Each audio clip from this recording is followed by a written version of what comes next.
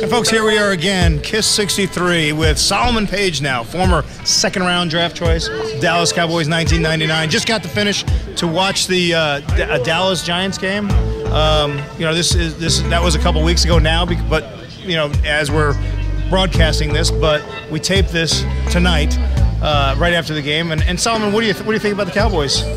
I just like how they stepped up to the plate and they took the game. They put it in their own hands. Fourth quarter, you know, that's where their weaknesses were last year. They stepped up and showed everybody, you know, showed the whole world that, hey, we're better.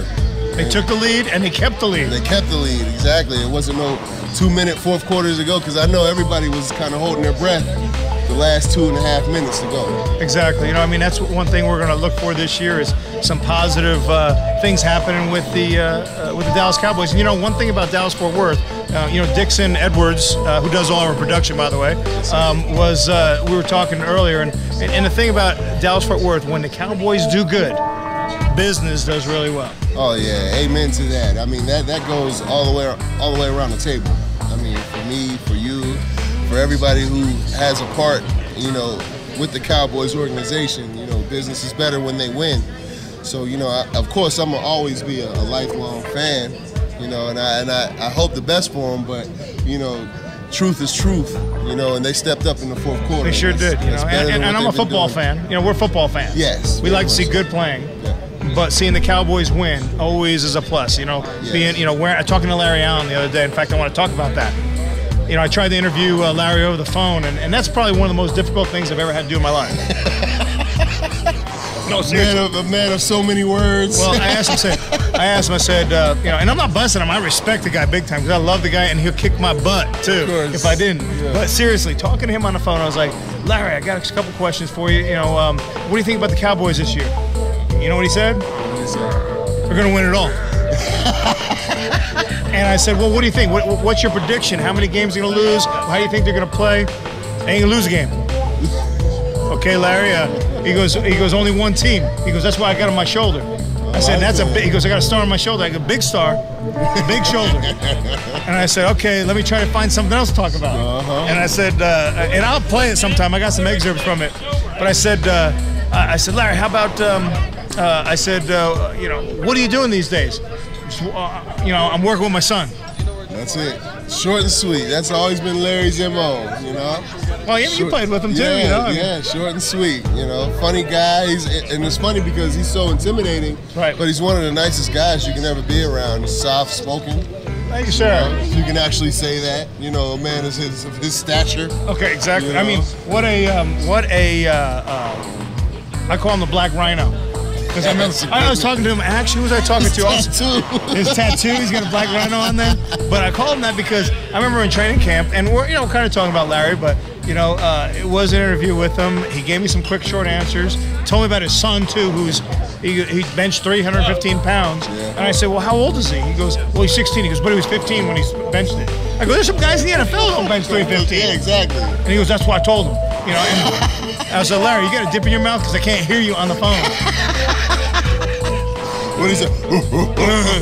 Okay, Kiss. All right, Kiss. But I got some million Larry Allen stories and stuff like that. What a phenomenal guy. Yeah. I think this year is he eligible to go to the Hall of Fame? I think this year he is. I think so. You know, and that may be something else that happens, but. You know, give me a quick story about your past, about a story. I don't care if it's Hudson Houck. I don't care if it's whatever it is. Let me hear a story about your past when you were with the Cowboys. Okay, I'll give you one, and it's funny because it's with Larry Allen. Okay. And Hudson Houck. It was my first year, first game, and Hudson Houck decided to not dress me. Okay. And everybody went down. It was guys dropping left and right. So you telling me Dale Hellestrate had to play? Dale Hellestrate had to play. And Hud was pissed.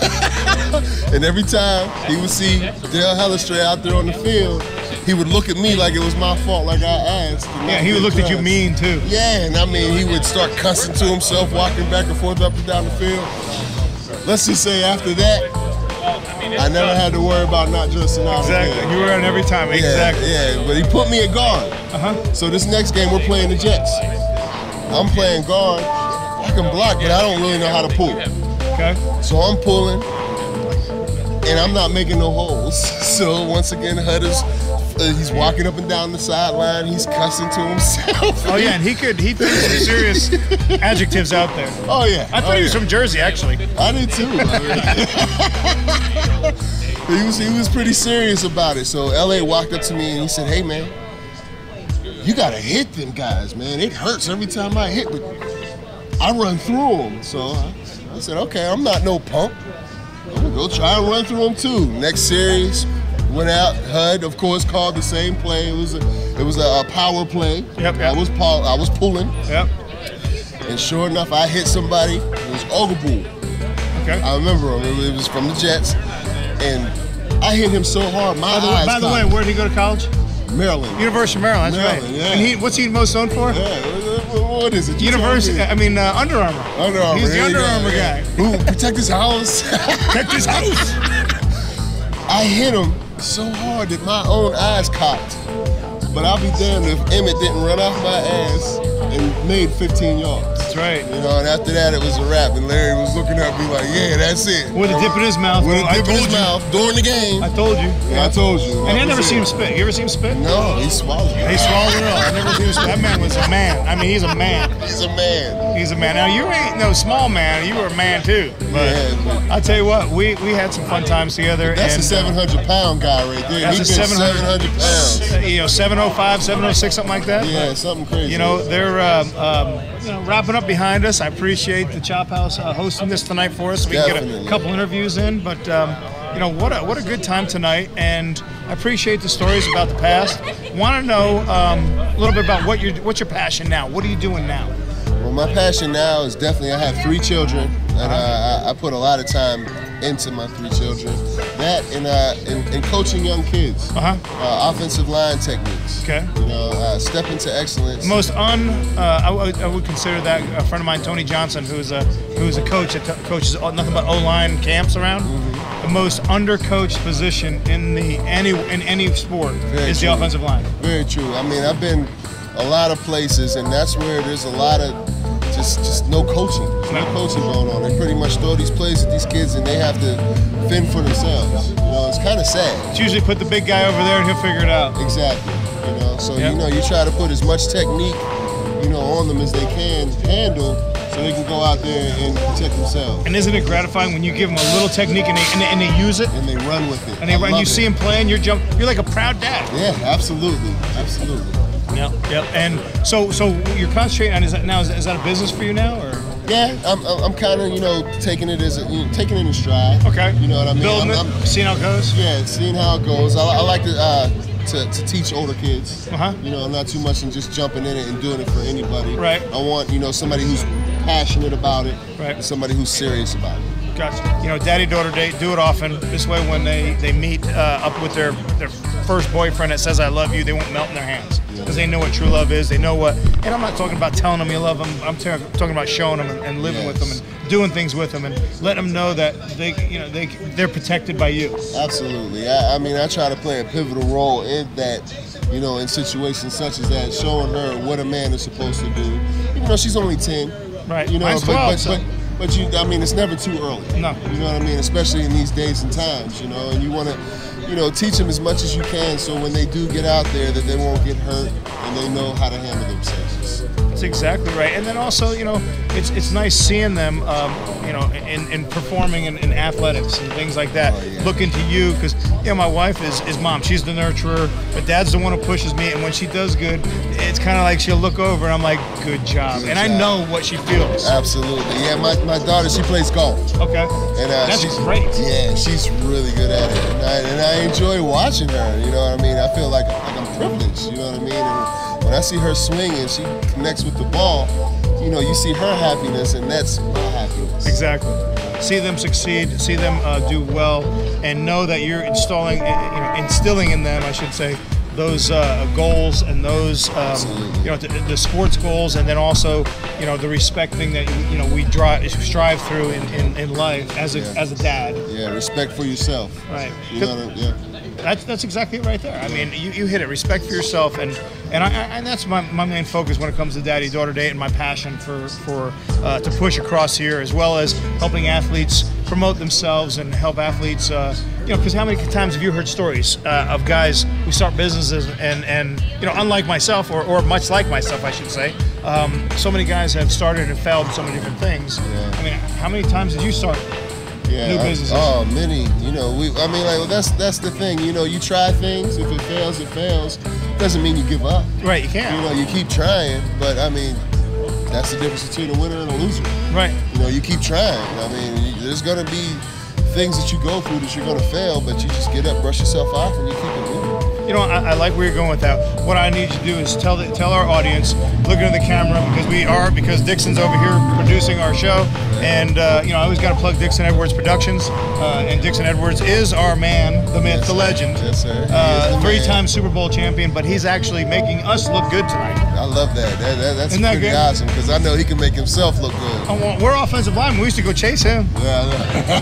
But tell my listening audience right now that can't see you, a little bit something about what you feel regarding what you can instill, what you can leave behind, what you can do, whether it be legacy, whether it be business.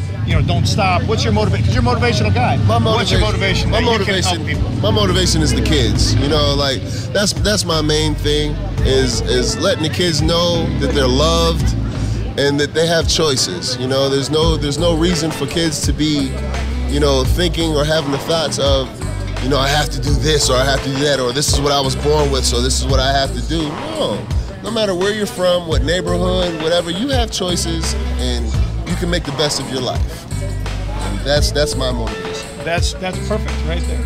And thank you for doing that, man. Thank you for coming. I appreciate it. Definitely. And remember, November 6th, November 13th, Kids Matter International. We're doing our Around the Block program. I'm always in there, man. You're always in it. I'm always in it. So he's going to be there.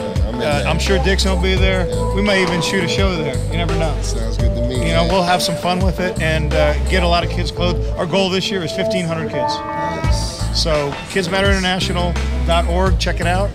Go to KIS63 on the Facebook. I think it's actually facebook.com/KISLAG63. Or you can go to KIS63.com. What, do you have a website for your motivational stuff? Yeah, stepintoexcellence.com. That's stepintoexcellence.com. Yes, sir.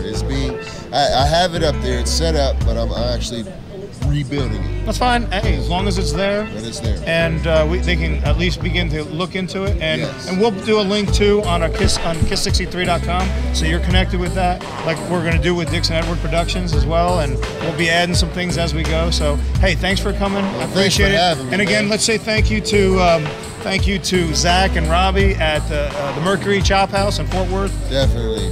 We're going to try to be here. I think so far it looks like the next away game. Yeah. We're going to try to come out here where they're away. Was it you're at home when they're away? I think this is the saying we're trying to do. There you go. Yeah, very nice hospitality. They treated us great. The food. The food was wonderful. I appreciate their hospitality, and I'm thankful for you guys having me. Well, thank you, and thank you for joining us on KIS63. And you can check us out on KIS63.com and listen in every Tuesday at 10:30 a.m. and 8 o'clock at night as a rebroadcast. Thank you so much.